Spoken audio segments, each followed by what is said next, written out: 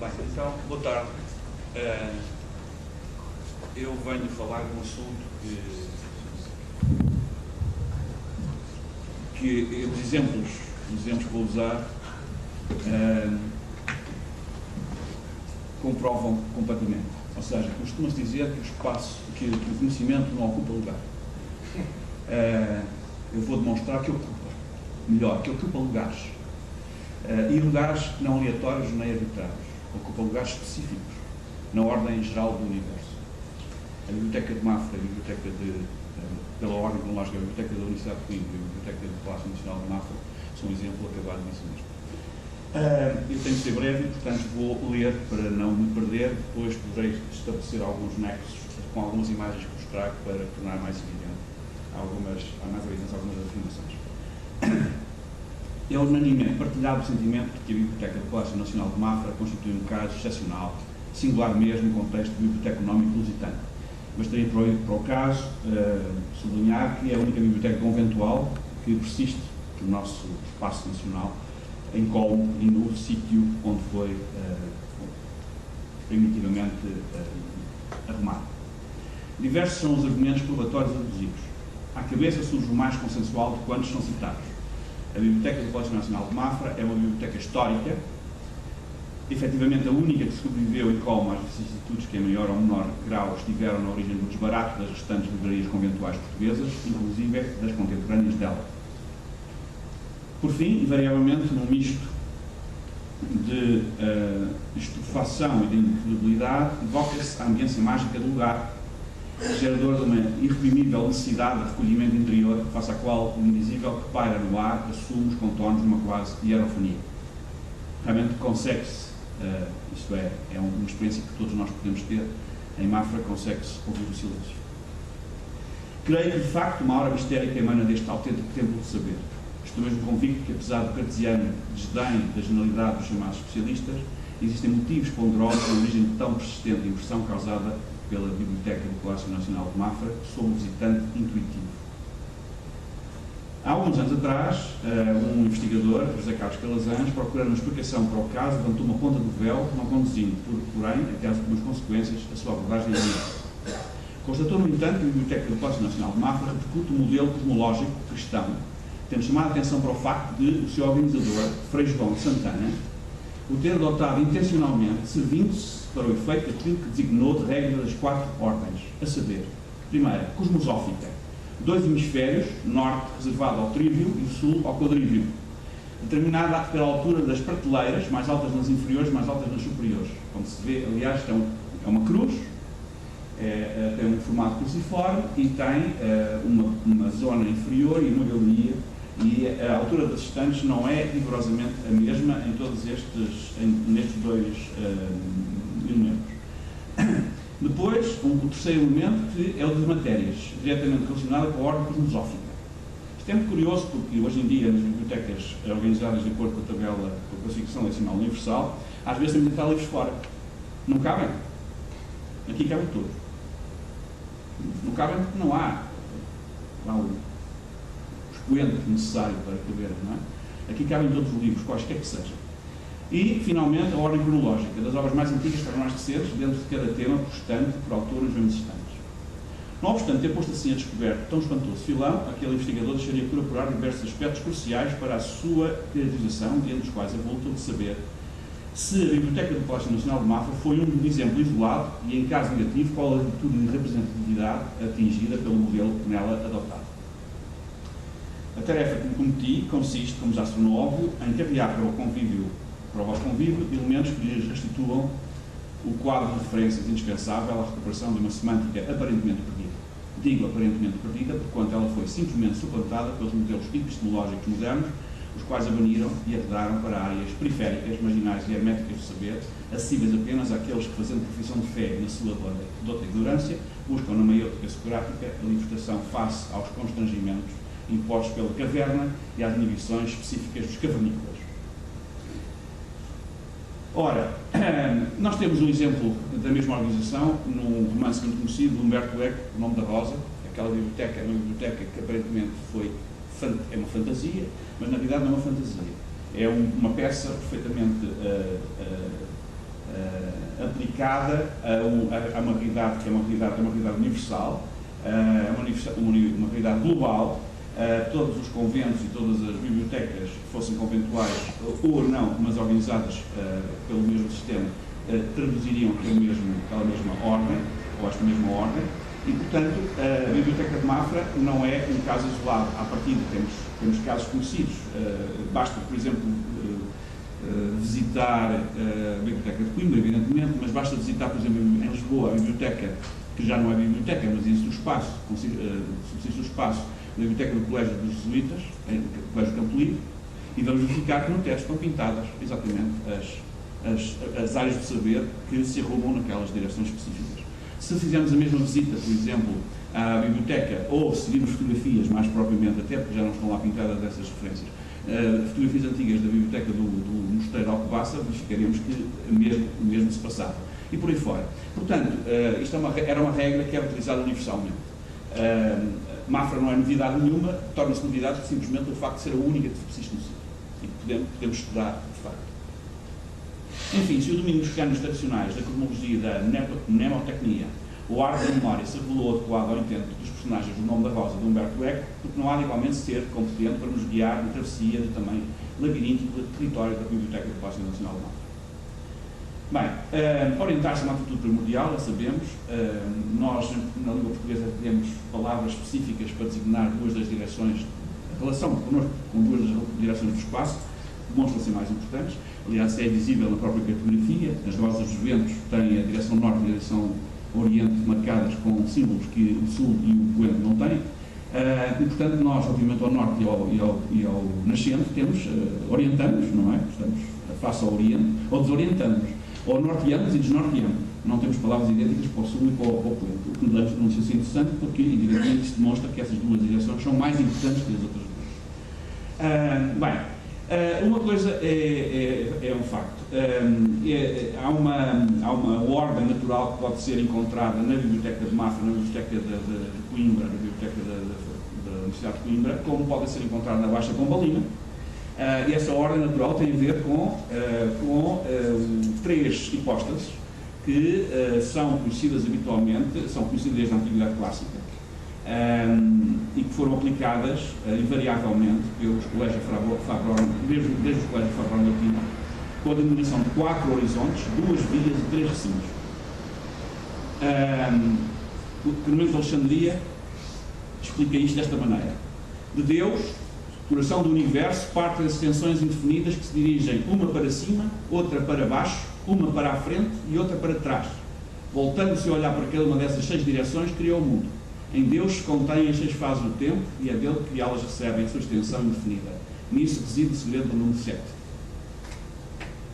Ora, eu não vou poder entrar em pormenores relativamente a estas bibliotecas, mas, se porventura houver alguém interessado, poderei depois estabelecer alguns nexos interessantes com estas 3 hipóstases e aplicando-as à organização da biblioteca tanto de Mafra como de Coimbra. Mas há uma coisa que não posso deixar de dizer. Todo este espaço e o espaço total do Monumento de Mafra está organizado de acordo com uma lógica cosmológica, também mnemotécnica. O Convento de Mafra, o Monumento de Mafra, como eu prefiro chamar-lhe, porque o monumento inclui convento, palácio, cerco, tapada, tudo o resto, coisa que o Palácio Nacional não inclui. O Monumento de Mafra é foi um edifício concebido para replicar a Jerusalém Celeste do Apocalipse. Não vamos discutir agora a quem se deve o projeto, porque evidentemente a discussão já está mais ou menos arrumada, mais ou menos digo eu, porque continua-se a dizer que foi Ludovício o arquiteto. Ludovício foi o arquiteto do primeiro projeto. O que nós vemos realizado foi o quarto projeto. Foram construídos 3 demolidos e chegou ao quarto, que é este que nós conhecemos, em 1728. E, portanto, a história é uma história mal contada, mais uma, tal como a história do voto para ter meninos, é outra história mal contada. Foi uma história, evidentemente, inventada pelos frades, porque seria um pouco caricato, para não dizer outra coisa, que os frades se propusessem exaltar um rei que lhes tinha oferecido um convento, não por causa de não ter meninos, mas sobretudo e simplesmente porque estava doente com sífilis. E, portanto, isso era uma história que não se podia contar. E, portanto, inventa-se uma história que seja mais ou menos aceitável, e essa é a história. Bem, mas seja como for, todo o edifício está organizado de maneira a que demonstre realmente o movimento do Sol, que é naturalmente a imagem do Rei. Esta imagem está no centro daquela cruz na biblioteca. É o Sol que se ergue e que atinge o zénite. Tal como no extremo oposto, realmente no extremo oposto, no eixo, ele está no nadir. E o mais engraçado é que este esquema é um esquema, reparem que isto está construído em 1730, isto já lá estava em 1730, quando da inauguração, quando da sagração da Basílica e do espaço do monumento. E este espaço, ou esta imagem, este cosmograma, que eu chamaria assim, representa já, em 1730, reparem, 90 anos antes de ele ser aceito legalmente e canonicamente, já representa o sistema heliocêntrico. Reparem que o Sol está no centro e depois temos as seis esferas restantes, a branco, intercaladas com o espaço vazio, o vácuo a negro, aliás, como era representado na iconografia da época. Por outro lado, não só temos os 7 dias da criação, portanto, temos o espaço, que é o quadrado, temos o tempo, que é circular, e temos os 7 dias da criação, nos 7 graus que conduzem lá ao topo. Temos, por outro lado, reparem, o caminho do meio, estas duas linhas que estão aqui no centro, no eixo, são o caminho do meio, é o caminho do Sol sem sombra, é o caminho do meio-dia, é o caminho do Rei, só o Rei podia aceder aquele espaço por aquele caminho. E, lateralmente, temos 12 pinos. São 24 horas do dia, 12 horas de cada lado do meio-dia, não é? Portanto, isto é efetivamente um cosmograma que denota que o Sol, o movimento do Sol, o movimento do Rei, em suma, o Rei é a medida de todas as coisas. Pronto. E aqui é a medida de todas as coisas, inclusivamente do próprio espaço, porque isto é o cânon geométrico do edifício, toda a geometria do edifício está baseada exatamente nesta configuração, neste quadrado desta configuração. Não vou poder entrar em pormenores, mas eu poderia, porventura, fazer essa aplicação, se alguém estiver interessado, posso fazer essa aplicação a partir, muito simplesmente, das geometrias que saem aqui. Este estudo está publicado, portanto, não há novidade nenhuma, eu não estou a trazer nenhuma novidade para o caso. Para terem uma ideia de como é, quem não põe na foto não vai lá há muito tempo, vão ver. Portanto, temos as zonas brancas, as esferas, umas dentro das outras, não é? Com um espaço entre elas, que é o espaço negro aqui na representação desta escadaria, deste adro, que é, evidentemente, uma imagem muito importante, porque denota uma visão do mundo que não era a visão canónica de então, e o Rei impõe, evidentemente, porque esta obra é uma obra régia. Bem, portanto, o Sol aqui como elemento fundamental.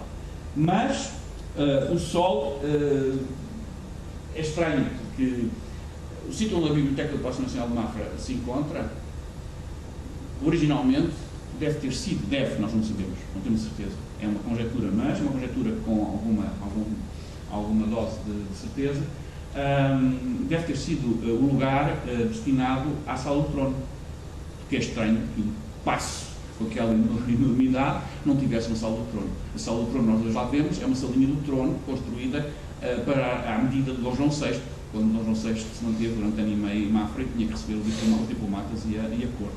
Mas aquela Sala do Trono não é a Sala do Trono que estava prevista para ali. A Sala do Trono de Dom João V, evidentemente, tinha que ser uma Sala do Trono com uma dimensão à medida. E, portanto, todo aquele espaço só surge no reinado, o espaço da biblioteca só surge no reinado de Dom José I, é um espaço construído, é um espaço ocupado para aquele fim, no seio de um espaço que tinha como primeira ocupação a Sala do Trono, voltada a Oriente e, portanto, voltada ao Sol nascente.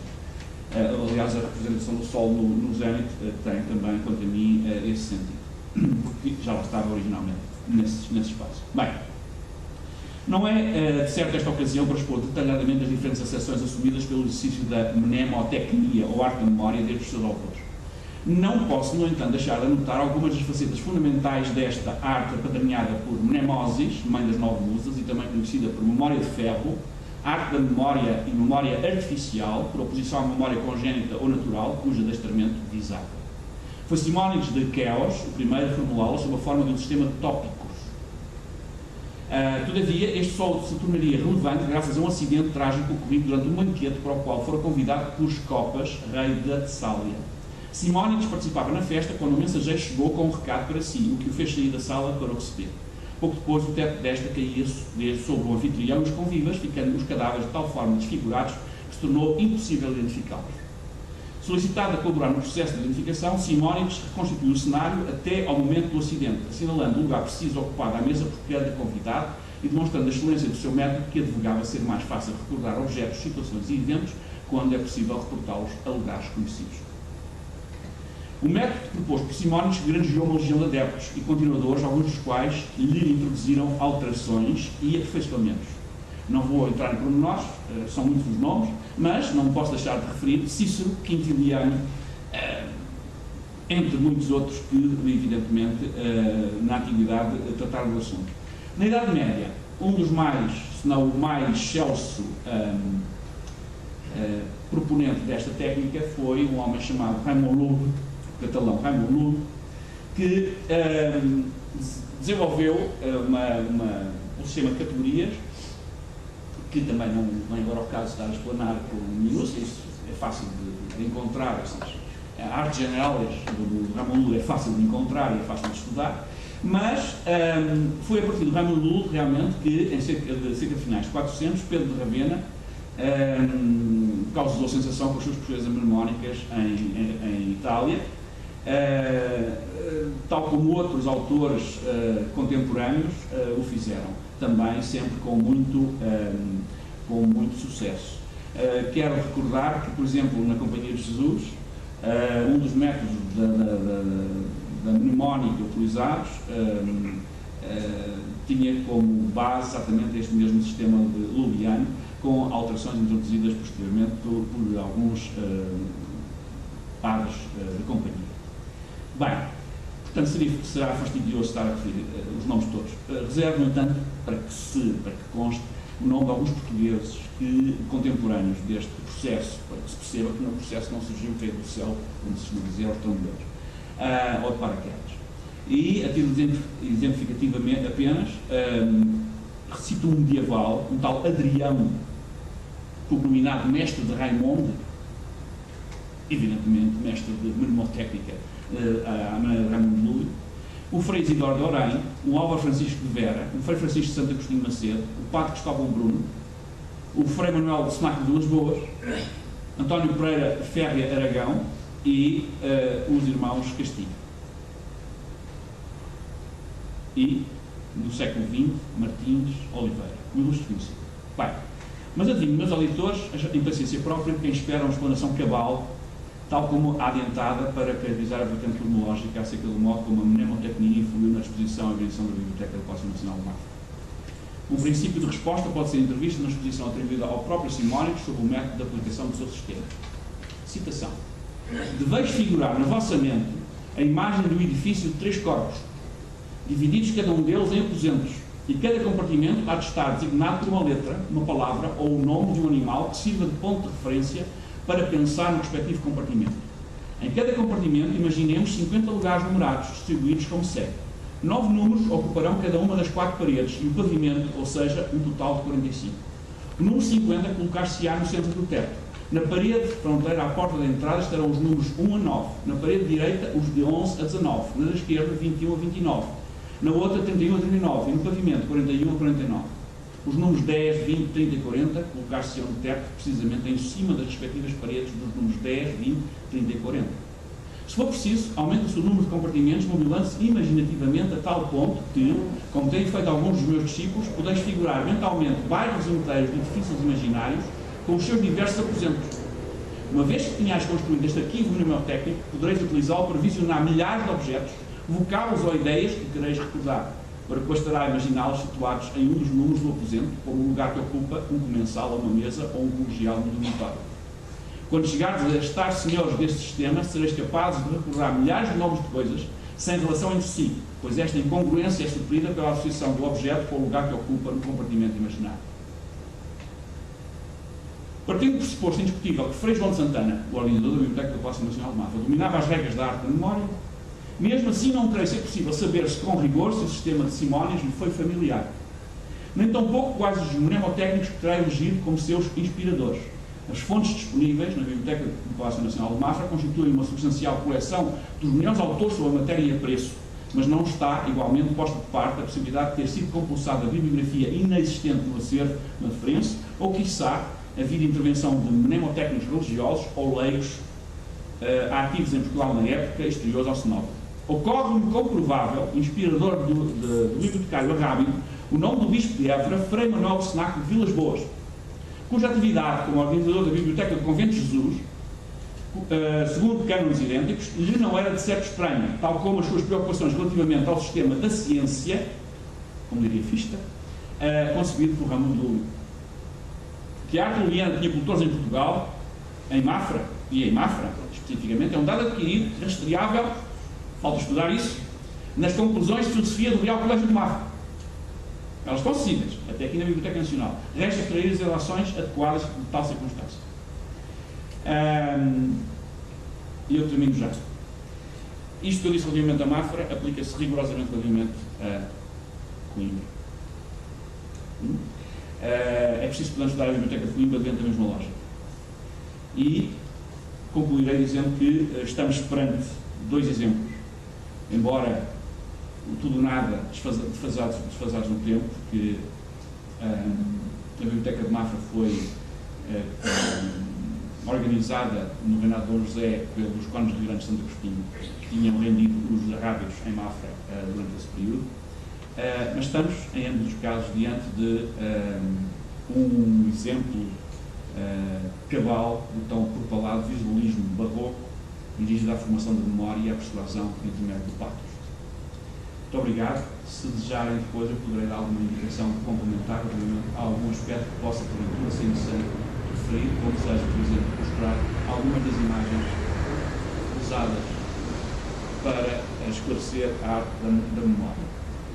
É curioso que, isto são alguns casos retirados da arte general do Raimundo Lúlio, mas é muito curioso que Raimundo Lúlio explica quantas casas, quantos topoi, quantos lugares existem no mundo suscetíveis de ser ocupados por saberes. E gostava de vos dizer que esse número corresponde rigorosamente ao número de prateleiras da Biblioteca de Mafra. Portanto, a Biblioteca de Mafra, quanto mais não seja, foi inspirada no sistema luliano, independentemente de quem tinha sido o seu servo, o seu mentor. Mas isso é uma prova cabal. E este quadro que aqui vem é exatamente o quadro base que me permite fazer esse tipo de constatação. Muito obrigado.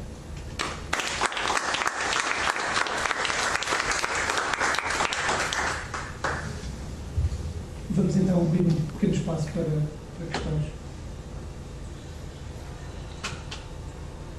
Manuel, a Biblioteca do Convento de Jesus, como sabem, ainda existe. Também é uma sobrevivente. Sim. Mas o que lhe queria recordar, e sabe com certeza, é que o Raimundo Lúlio está lá num busto. Está lá num busto. Claro. Juntamente com outros, o Verney também lá está. Claro. Não é por acaso, não é? Claro. Portanto, partilho inteiramente da ideia de que o cenáculo sabia o que fazia e fazia-se aquilo que ele achava que estava de acordo com a sua largueza de espírito. Não é? Muitas observações que fez estão relacionadas com o Convento de Jesus, de facto, também. Portanto, era só acrescentar Coimbra e... Sim, e há mais exemplos de Lisboa. Eu conheço mais dois exemplos, como estas duas bibliotecas que ainda estão no sítio. Bibliotecas septentistas que ainda estão no sítio e mantêm... Pois, como sabe, o cenáculo morreu, mas o padre José Meina continuou e eram pessoas que se davam muito bem, não é? gostaria muito que um dia fosse lá à Academia falar aos académicos sobre essa ideia. Eu não expliquei, por exemplo, como é que se arrumam as matérias, não é? Mas há uma ordem da arrumação das matérias. E também seria interessante ver a ordem dos bustos, porque é aquela. Porque eles não estão por ordem cronológica. E o busto aponta para esta. Exatamente como aconteceria em Mafra se a biblioteca tivesse sido completada. Não foi completada, portanto, os retratos. Exato, como se diz. Exatamente, não estão lá. Os dizem retratos. Mas é curioso que, se nós nos colocarmos naquele espaço cartográfico da Biblioteca de Mafra, verificaremos que a norte encontraremos tudo quanto à Bíblia e à sua hermenêutica diz respeito. E, portanto, o norte é Deus. É a lei de Deus. Enquanto o sul, o extremo oposto, é a jurisprudência humana. E, portanto, isto tem o seu quê de interessante, não é? Para além disso, a nascente temos todas as ciências e a poente a história e a literatura. Isto é a ordem geral da organização da Biblioteca de Mafra. Depois há, evidentemente, áreas específicas e direções e subdireções, não é? As direções cardeais são estas, mas depois há subdireções, há outras direções secundárias que também devem ser tidas em consideração. Mas é muito fácil, se nós conhecemos mais ou menos como é que isto se organiza. Uma vez aconteceu uma experiência que eu fiquei aflito na altura, quando o Carlos Pinto Coelho, em direto, no programa Acontece, me pediu para ir buscar um livro de medicina. E, evidentemente, na biblioteca, não é? Onde é que está o livro de medicina? Tá? Bem, é evidentemente que eu tive que fazer contas de cabeça rapidamente para poder ver onde é que as categorias encaixavam rigorosamente para ir à estante certa para tirar o livro de medicina. Mas, coisa que correu bem. Mas efetivamente, qualquer pessoa minimamente atenta a esta lógica sabe, sem catálogo, onde encontrar a matéria. Não significa o livro imediatamente, porque isso é mais complicado, mas a matéria é fácil de encontrar em função desta lógica.